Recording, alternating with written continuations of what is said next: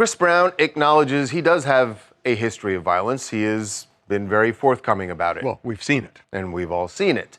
But he says the history of violence in relation to him that was put forward in a documentary, the title was Chris Brown, A History of Violence, that came out last fall. He says that one is filled with a really ugly lie, one that is so ugly he decided he needed to file a massive lawsuit against the producers. It's produced by Warner Brothers and Investigation Discovery, and he has filed a $500 million lawsuit against them, specifically because there is an accuser in that documentary who calls Chris a serial rapist.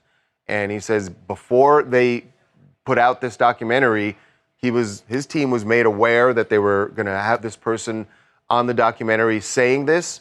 And he says that we provided them plenty of evidence that that was an outright lie, and they still went ahead and did it. So now he is taking this to court. Yeah, and he's suing for $500 million, which sounds like an exorbitant amount, but he's a very successful artist. This would obviously impair his reputation in a very serious way. But these allegations were brought by a Jane Doe initially in a lawsuit. The lawsuit was subsequently withdrawn, but it's out there in a public record. Now, I guess the producers would have, not be able to overlook contrary evidence. They should have folded it into the documentary, but he's really opening the door to just examining his entire life by suing for defamation. That's what he's done. So they acknowledge in the documentary that her lawsuit was withdrawn? Yes, they say that this was initially a Jane Doe lawsuit. That was the basis of these allegations that were mentioned in the documentary that was subsequently withdrawn. And they say it was withdrawn because they said these were false allegations and threatened to sort of fight back vociferously, so they were withdrawn. So I have a couple of questions. Number one, is she the person that provided the information that Chris Brown said was BS?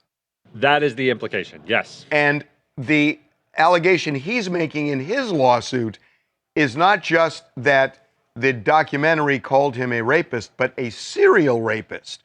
So how did they get the serial part in there? I haven't seen the documentary. I assume that they have leveled up lots of allegations. They're really focusing in on this one particular set of allegations in this lawsuit, but I would imagine if you watch the documentary, the serial part is laid out and the violent tendencies over time by just other stories about him. So the standard for a defamation lawsuit for somebody like Chris Brown, since he's a celebrity, is either proving that they knew it was false or they engaged in a reckless disregard of the truth.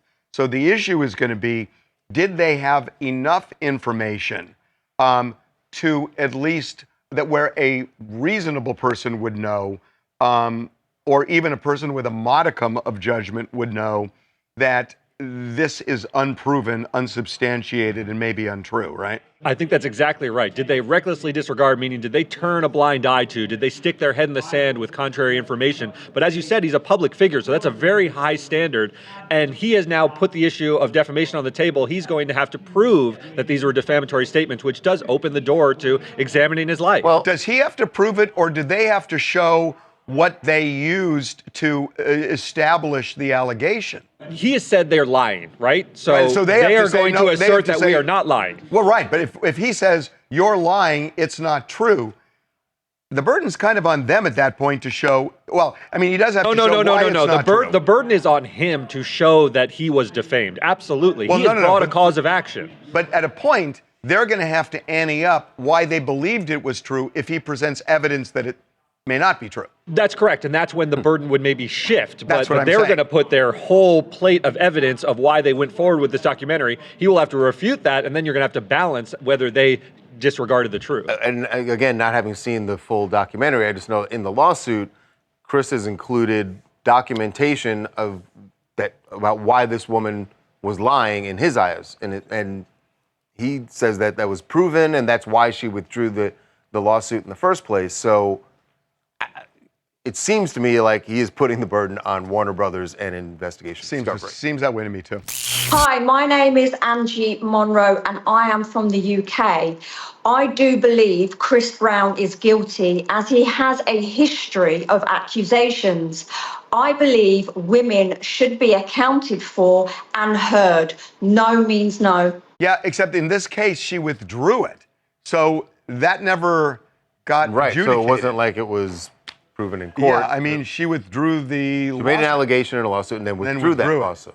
So We will see.